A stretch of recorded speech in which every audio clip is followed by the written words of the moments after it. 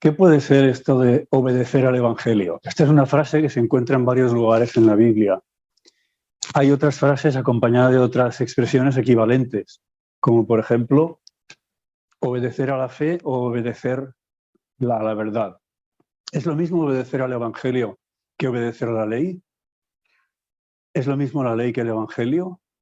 Vamos a analizar tres citas en las que aparece en la Biblia, tres ejemplos, ahí se repite varias veces cada expresión, en los que aparecen estas citas. Crecía la palabra del Señor. En el momento en el que la palabra del Señor estaba creciendo mucho, se multiplicaba el número de los discípulos en Jerusalén, también había muchos de los sacerdotes que obedecían a la fe. ¿Qué debe significar que obedecían a la fe? ¿Significa que habían decidido guardar la ley? ¿Os parece que esa es la idea? No, ¿verdad? Lo que habían hecho era que se habían dado cuenta de que Cristo era el Mesías, el Cordero de Dios que quita el pecado del mundo, el Hijo de Dios, el Salvador del mundo, y habían decidido seguirle. Otra expresión, la que Pablo dedica a los Gálatas, o Gálatas insensatos. ¿Quién os fascinó para no obedecer a la verdad? El problema de los Gálatas, ¿cuál era? ¿No les gustaba obedecer la ley? ¿Eso era su problema o era lo contrario? A vosotros, entre cuyos ojos Jesucristo fue ya presentado claramente entre vosotros como crucificado. Es decir, Pablo lo que dice es, a pesar de que a vosotros ya se os ha mostrado Jesucristo claramente como el crucificado, estáis bajo una fascinación que os ha convertido en insensatos. Quiero saber de vosotros, ¿recibisteis el Espíritu por las obras de la ley o por el oír de la fe? No tenían un problema aparentemente con la ley. Al revés, la querían obedecer. Pensaban que así se salvaban. Tenían un problema con la gracia, con el Evangelio. La tercera expresión, cuán hermosos son los pies de los que anuncian la paz, de los que anuncian buenas nuevas. Creo que Isaías 52 dice, pero no todos obedecen al Evangelio. Pues Isaías dice, esto está en Isaías 53:1, Señor, ¿quién ha creído en nuestro anuncio? Daos cuenta, esa palabra anuncian en griego es la misma que aparece aquí. Evangelizan con buenas nuevas, pero no todos obedecen al Evangelio. ¿Por qué? Isaías dice que no todos han creído. Luego, obedecer al Evangelio no es una cuestión de obedecer la ley, sino aparentemente obedecer al Evangelio equivale a creer las buenas nuevas de Cristo y Cristo crucificado. Vamos a ver tres citas de las que aprenderemos algo en relación al papel de la ley y del Evangelio. La ley y el Evangelio, revelados en la palabra, han de ser predicados a la gente, pues la ley y el Evangelio combinados convencerán del pecado. La ley de Dios, aun cuando condena el pecado, señala el Evangelio, revelando a Jesucristo, en el cual habita toda la plenitud de la divinidad corporalmente. Así, tanto la ley como el Evangelio están combinados. En ningún discurso se los debe divorciar. Fijaos esa palabra que vuelve a aparecer en esta otra cita. Los religiosos, se está refiriendo la hermana White aquí a los que no son de la comunidad del mensaje del tercer ángel, fuera del adventismo, los religiosos generalmente han divorciado la ley y el Evangelio. ¿Cómo lo han divorciado? Menospreciando la ley. Dice, pero nosotros, por otra parte, casi hemos hecho lo mismo, casi hemos divorciado la ley y el Evangelio desde otro punto de vista. No a base de menospreciar la ley. No hemos mantenido ante la gente la justicia de Cristo. Esta es otra expresión equivalente a Evangelio, la buena nueva. Y el pleno significado de su gran plan de redención. Hemos descartado a Cristo y su amor incomparable. Hemos introducido teorías, razonamientos, hemos predicado argumentos. Es decir, nosotros casi hemos hecho lo contrario de lo que ha hecho el mundo religioso en general. Ellos han divorciado la ley y el Evangelio menospreciando la ley y nosotros casi hemos llegado a eso a base de menospreciar el Evangelio. Si tenemos el espíritu y el poder del mensaje del tercer ángel, cuando la hermana White emplea la expresión el tercer ángel, no se suele referir exclusivamente al tercero de los mensajes, sino Third Angel's Message se habría de traducir mejor como el triple mensaje angélico. Debemos presentar juntos la ley y el Evangelio, porque van juntos. Ahora, de esto aprendemos varias cosas. La primera, creo yo, es que no es lo mismo el Evangelio que la ley. La segunda, que tienen que ir combinados. Y la tercera, que hay peligro manifiesto de que queden divorciados. Y divorciados ciertamente no estaban en el Calvario, donde nuestro Señor dio su vida para salvarnos. juntos, tienen que ir juntos. ¿Es indiferente el orden o hay un orden también para esto? Aquí tenéis Éxodo 20, como empieza. Habló Dios todas estas palabras, y lo que sigue después de los 2 puntos es todo lo que Dios pronunció con su boca, con su propia boca, Dios Hijo, sabemos que fue, y lo que él después escribió con su propio dedo en las tablas que le mandó Elías a Moisés. Y empezó diciendo, ¿qué empezó a decir? No tendrás dioses ajenos delante de mí, eso es lo que empezó a decir con su boca. No, no es eso lo que empezó a decir. Yo soy Jehová tu Dios, que te saqué de la tierra de Egipto de casa de servidumbre. Eso está en la ley, está en el decálogo, pero ¿eso es ley o es evangelio? ¿Qué os parece? ¿Eso es lo que hemos de hacer nosotros o es lo que Dios ha hecho por nosotros? Es lo que Dios hizo por los israelitas. Ahí tenéis el evangelio. Ese es el orden. Primero vino el evangelio y después ya vino el primer mandamiento y todos los demás. De forma que en eso hay también un orden. Por cierto, yo soy Jehová tu Dios, el gran yo soy, que te saqué de la tierra de Egipto. ¿Cómo lo sacó? ¿Lo sacó con la ley? ¿Fue mediante la ley como lo sacó? ¿O lo sacó con la sangre del cordero? ¿Qué os parece? Simbolizando el sacrificio de Cristo. El evangelio, la buena nueva, de lo que Dios ha hecho por todo el mundo, no solo por nosotros. Aquí tenéis una imagen que intenta representar a Juan el Bautista. Sabéis que Juan Bautista, esto no lo escribió Juan Bautista, lo escribió Pablo. Pero Juan Bautista predicó el arrepentimiento. Ahora, podemos pensar de alguna forma que es cuando nosotros nos arrepentimos, cuando producimos o despertamos la bondad en Dios. ¿Ese es el proceso? Vamos a leer el versículo. Menosprecias las riquezas de su benignidad, paciencia y generosidad, ignorando que su benignidad te guía al arrepentimiento. No empieza la salvación por nuestro arrepentimiento, empieza por la bondad de Dios. La bondad de Dios despierta nuestro arrepentimiento. No es nuestro arrepentimiento quien convierte a Cristo en nuestro Salvador. Él era ya, es nuestro Salvador, es el Salvador del mundo. Ahí también hay un orden. Juan Bautista predicó el arrepentimiento, pero ¿recordáis lo que él dijo? Las primeras palabras de él que aparecen, que yo recuerde, están en la epístola de Juan, Juan 1:29. Este es el Cordero de Dios, señalando a Jesús, que quita el pecado del mundo. No podemos recibir algo que no se nos haya dado. Es una cosa tan fácil que no haría falta explicarle, pero a veces hace falta decirlo, porque la Biblia no habla de ofertas. La Biblia habla del don de Cristo. De tal manera amó Dios al mundo que ha dado, no ofrecido, sino ha dado. Es un don incondicional e universal. No puede el hombre recibir nada a menos que le sea dado del cielo. Esto sí que lo pronunció Juan Bautista. Y conviene que nosotros lo tengamos presente. Cuando nosotros respondemos al Evangelio, no añadimos nada, ningún mérito a lo que Dios ha hecho ya por nosotros. Lo que estamos haciendo simplemente es reconocer y creer lo que Cristo ha hecho ya por nosotros. Eso es el Evangelio. Lo que nosotros hemos de hacer, esa es la respuesta que se espera que tengamos al Evangelio. Pero el Evangelio no es eso. El Evangelio es lo que Dios ha hecho por nosotros en Cristo. A veces es difícil, lo vemos como algo difícil. ¿Cómo podemos llegar a Cristo? O aún todavía más difícil poder explicarlo a los demás. ¿Cómo llevar a alguien a Cristo? ¿En qué consiste?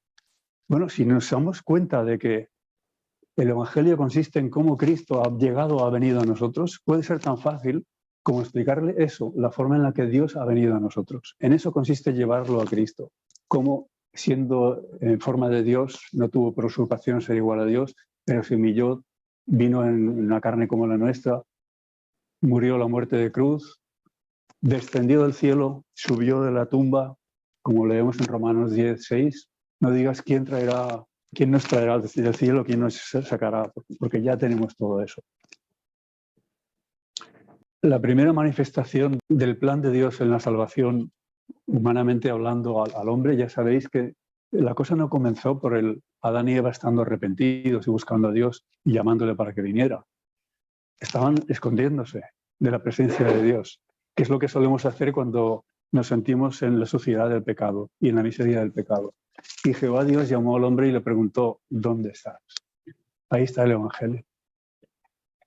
No hay en la Biblia ninguna parábola de una oveja que tenga que ir a buscar a su pastor, al buen pastor. Pero tenemos una maravillosa parábola que nos habla de que Él va en busca de la oveja y va detrás de la que se perdió hasta encontrarla. Y una vez que la encuentra, tiene gran alegría. Y esta historia es la historia de cada uno de nosotros. Es mi historia y es la vuestra. Todos estamos aquí hoy porque Cristo nos ha buscado incesantemente hasta encontrarnos. Y porque Cristo nos lleva en sus hombros. Y en cierto sentido todo el mundo vive porque Cristo ha venido a salvar, a buscar esa oveja perdida que es este mundo. En las epístolas de Pablo, al menos en estas tres que cito y en otras también, se ve claramente, muy claramente, una distinción entre dos partes en las epístolas. En los primeros capítulos, aquí tenéis del 1 al 8 en Romanos, más o menos la mitad del libro, Pablo no presenta amonestaciones ni llamamientos, no nos pide nada. Lo que hace es exponer el Evangelio a Cristo y a Cristo crucificado, hablarnos de la gracia. Cuando nuestro corazón está enternecido por el Evangelio, entonces es cuando puede decir Pablo, haced esto, os amonesto, os exhorto a que hagáis tal cosa.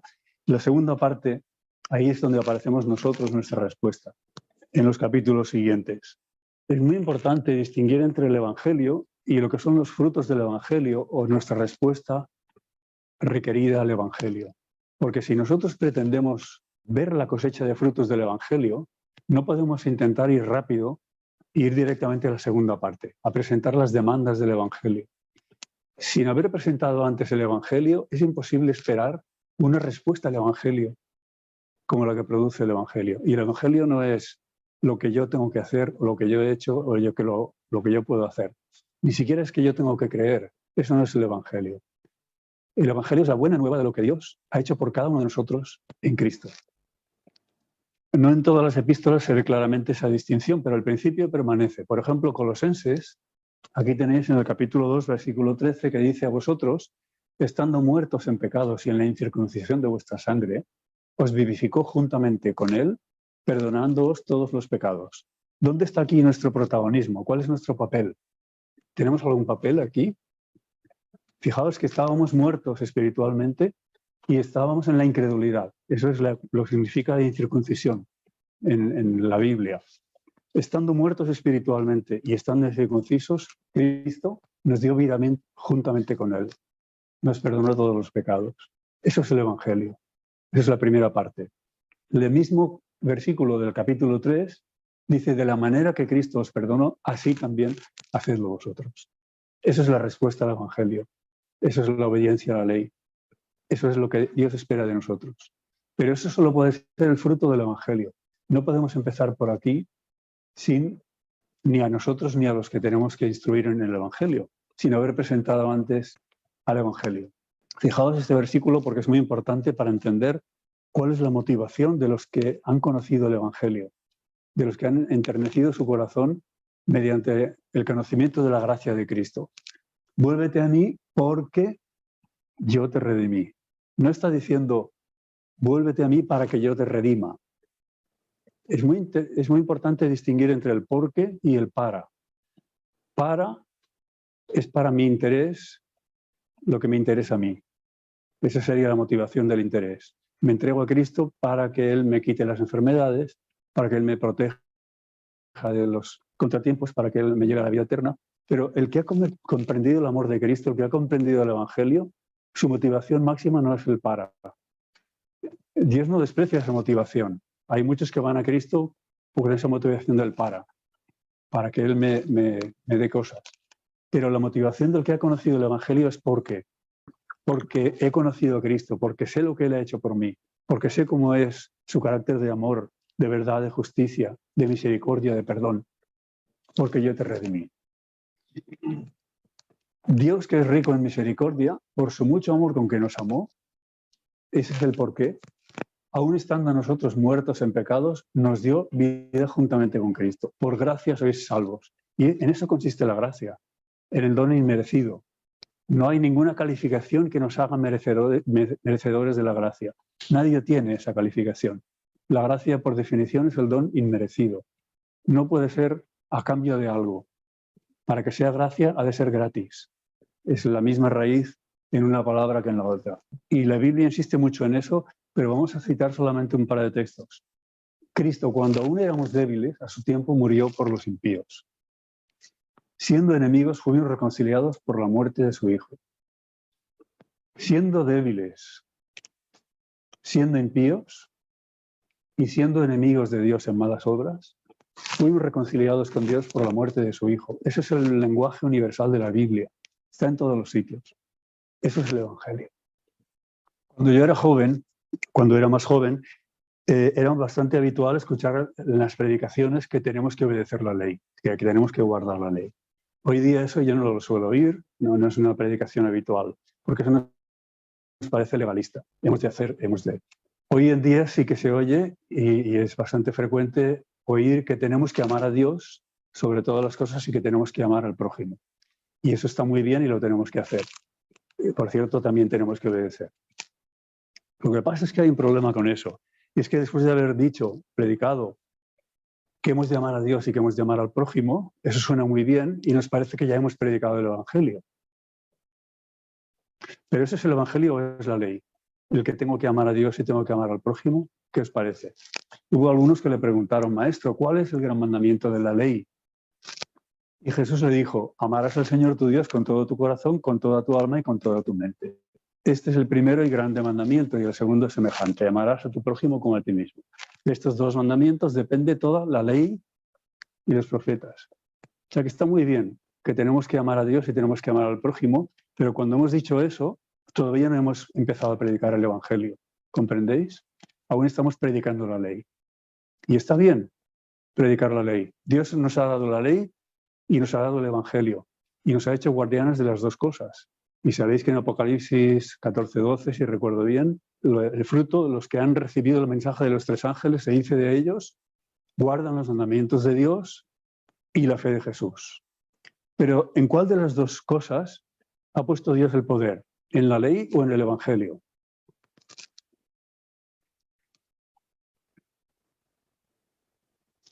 La ley tiene un poder, tiene poder para condenar.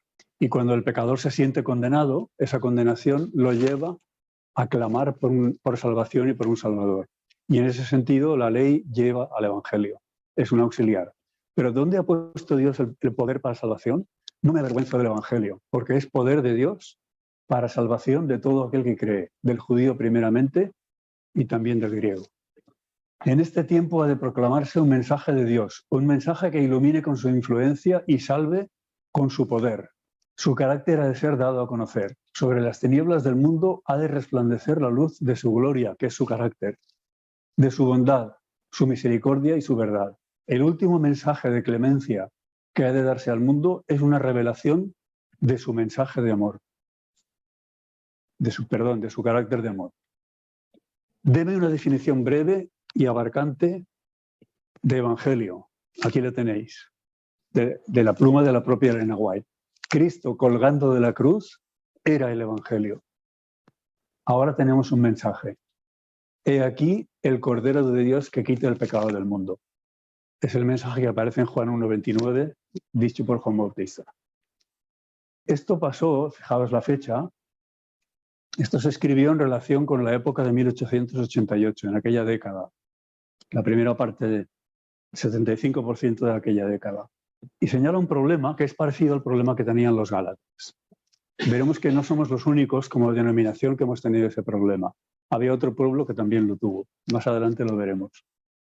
Como pueblo, hemos predicado la ley hasta secarnos, hasta llegar a la sequía de las colinas de Gilboa, donde no hay rocío ni lluvia. No sé si recordáis, en Gilboa pasó que en la última guerra a la que asistió Saúl, con su hijo Jonatán, perdieron la vida. Los dos fueron muertos. Creo que Saúl se suicidó y Jonatán fue muerto. Y allí David escribió un salmo y dice, maldita sea Gilboa, no llueva, ni tenga rocío nunca más, y así fue. Es un desierto. Hasta el día de hoy yo he buscado Gilboa y eso que veis ahí es desierto de Gilboa. Supongo que es una foto actual, no es una representación de lo que fue. Bien, como pueblo hemos predicado la ley hasta secarnos como las colinas de Gilboa, donde no hay rocío ni lluvia. Hemos de predicar a Cristo en la ley, y entonces habrá en la predicación savia y alimento que serán como manjares para el hambriento pueblo de Dios. El otro pueblo que tenía un problema parecido al que nosotros señala la hermana White en esta época, previa a 1888, es el pueblo judío. Fijaos aquí una pregunta. En esta ocasión me da la impresión de que los que hicieron esa pregunta tenían su mejor intención, hecha con la mejor intención, con celo, pero sin ciencia. ¿Qué haremos para que obremos las obras de Dios? Esa es la pregunta. Ellos no estaban centrados en el Evangelio, en la gracia, en el perdón. Estaban centrados en la ley, en obedecer. Ellos solo querían un mandamiento. Tú danos un mandamiento y no te preocupes que nosotros lo cumpliremos. No, todo lo que tú has dicho nosotros lo obedeceremos, lo haremos. Esto es lo que le preguntaron. Fijaos en una frase tan corta, en esa pregunta tan corta. Haremos, obremos obras. La respuesta de Jesús, respondiendo Jesús les dijo, esta es la obra de Dios, que creáis en el que Él ha enviado, en el que estaba hablándoles. Yo os propongo que hagamos un pequeño ejercicio de examinarnos a nosotros mismos, a través de cuál es nuestra comprensión de dos parábolas que están en la Biblia. Estas dos parábolas, a diferencia de muchas otras que Jesús relató, a estas no les dio una explicación. Aparentemente es tan obvia que no hacía falta la explicación de la parábola. En todo caso, dejó a nosotros ese trabajo de entender qué quiso decir con esa parábola. Una es la que está en Lucas 10, la del buen samaritano, y la otra es la perla de gran precio. Solemos vernos en el buen samaritano, nos solemos ver aquí. Y de hecho la comprensión primaria de la parábola es así en la Biblia, pero siempre que estudiamos la Biblia tenemos que desechar la idea de que ya entendemos totalmente lo que dice tal texto, tal capítulo o tal párrafo, porque siempre hay más, siempre hay mucho más de lo que nosotros podemos ver en una primera lectura. Y esto lo podemos certificar, lo podemos comprobar los que llevamos unos años caminando, siguiendo al Señor, que cada vez que leemos la Biblia y estudiamos algo nos damos cuenta de una profundidad, una belleza, alguna inmensidad más de la verdad que no habíamos visto hasta entonces. Y esto se repite año tras año y mes tras mes. Es posible que en las parábolas, estas dos que hemos citado, haya más de lo que nosotros hemos visto. Cuando nosotros nos vemos aquí, en el buen samaritano, lo que estamos viendo es el resultado del Evangelio, es la ley, las obras, lo que hemos de hacer nosotros. Estamos centrándonos en la ley. Vamos a ver la parábola así rápidamente. Bajaba uno de Jerusalén a Jericó, o de Jericó a Jerusalén, no recuerdo bien, y fue asaltado por los ladrones, fue robado, despojado de sus ropas, herido, dejado medio muerto y dejado inconsciente.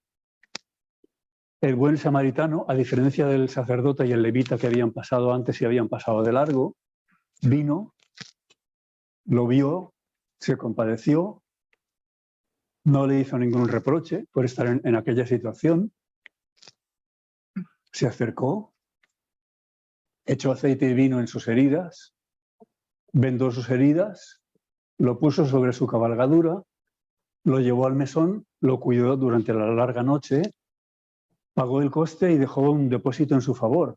Hizo provisión para sus necesidades futuras. Y nosotros pensamos, eso es lo que se espera que hagamos nosotros, tenemos que hacer. En esa comprensión estamos centrados en la ley, en la obediencia.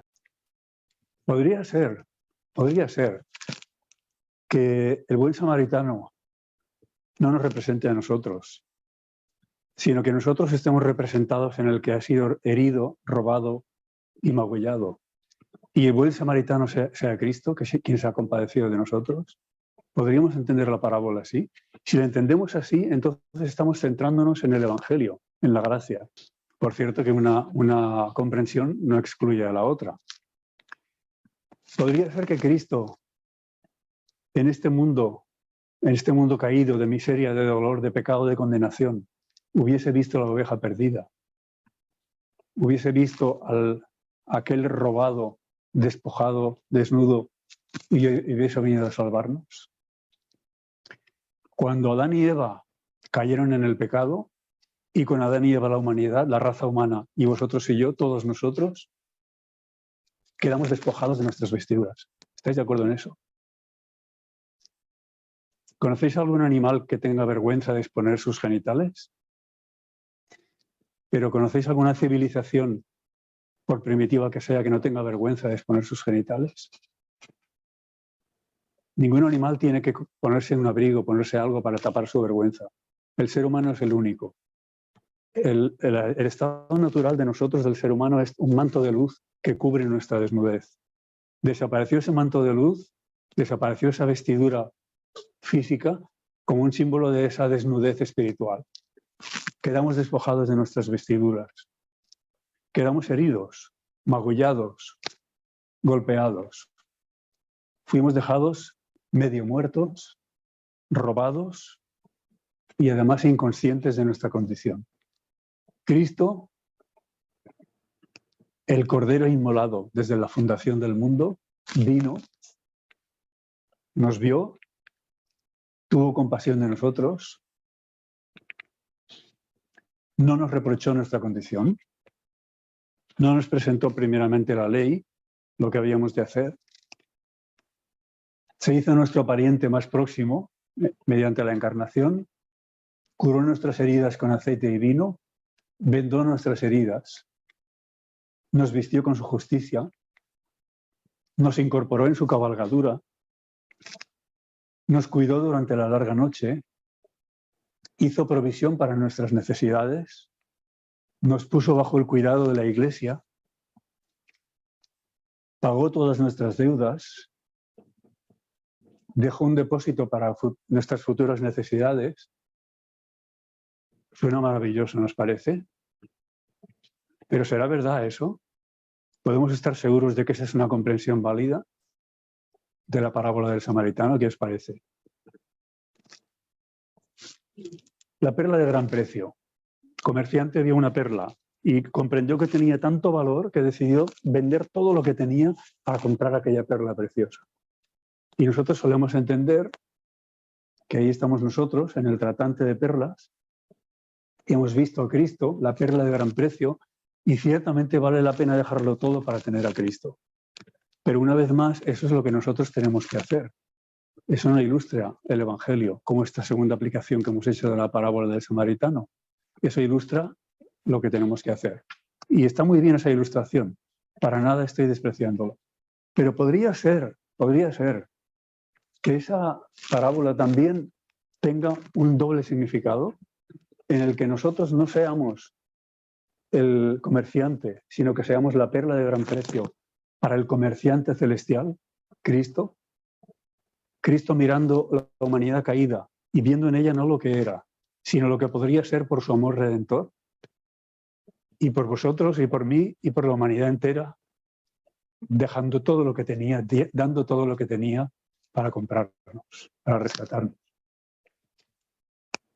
En el año 1882, en una tarde lluviosa de octubre, hubo un joven cristiano que estaba atendiendo una carpa, un esfuerzo misionero, un campestre que le llamaban los sudamericanos, camp meeting, en el cual la hermana White estaba predicando un sermón. Este joven tuvo una vislumbre, se le presentó, de repente dice que es como si se hubiera hecho la luz del mediodía en medio de aquella tarde lluviosa de octubre, de invierno. Y es como si el sol brillara en medio de la carpa y entonces se le apareció una visión de Cristo crucificado por él, como si solamente en el mundo estuvieran él y Cristo. Y después de haber tenido esa vislumbre le impresionó tanto que él luego lo describió como el punto crucial en su vida. Este joven estudió para pastor, se hizo pastor, es el pastor E.J. Waggoner, que quizá os suena su nombre, y decidió dedicar toda su vida pastoral a hacer entender a otros cómo el mensaje de la Biblia en cada versículo y en cada parte de la Biblia es el mensaje de la salvación en Cristo y Cristo crucificado. En una de las predicaciones que él dio en la era de 1888 al principio, 6 años después de que él hubiera estado escuchando predicar a la hermana White, cuando tuvo esa visión, por decirlo de alguna forma, era la hermana White quien le estaba escuchando a él. Y eso es lo que ella decía, lo que escribió 8 meses después de la experiencia que ella tuvo escuchando la predicación de Waggoner. Cada fibra de mi corazón decía amén. La hermana White, al escuchar este mensaje, llegó a estar tan feliz, tan contenta, que explica que le costaba conciliar el sueño en las noches de la alegría que tenía de ver que ese mensaje sería el motor que pondría en marcha el adventismo y haría que viniese pronto Jesús. Ahora, ese mensaje que él estaba predicando, ella lo definió con estas palabras: los encantos incomparables de Cristo. Esa expresión ella la empleó en 4 libros maravillosos, la empleó en literatura que ella escribió a partir de esa época, de 1888. Aparece una sola vez en castellano, de esa forma literal, Los encantos incomparables de Cristo. El libro es Consejos para la mayordomía cristiana, si recuerdo bien. En inglés está en 5 o 6 lugares diferentes, Review Herald, Bible Echo, también está en materiales de 1888, Elena White, está allí. Esa frase, los encantos incomparables de Cristo, es un resumen del mensaje que predicó Waggoner.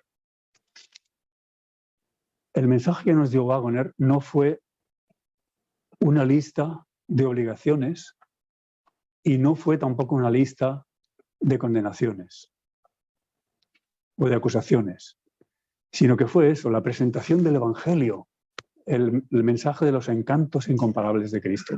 La hermana White escribió después de esa época 4 libros que son El deseado de todas las gentes, Palabras de vida del gran maestro, El discurso maestro de Jesucristo y El camino a Cristo, entre 1889 y 1900, en aquella década. Y en 2 de esos libros, ella da 2 comentarios sobre estas 2 parábolas que hemos comentado anteriormente. Y vamos a leerlos y con esto terminaremos. Deseado de todas las gentes. Mediante la historia del buen samaritano, Jesús pintó un cuadro de sí mismo y de su misión. Fijaos bien, en la historia del buen samaritano, Jesús pintó un cuadro de sí mismo y de su misión.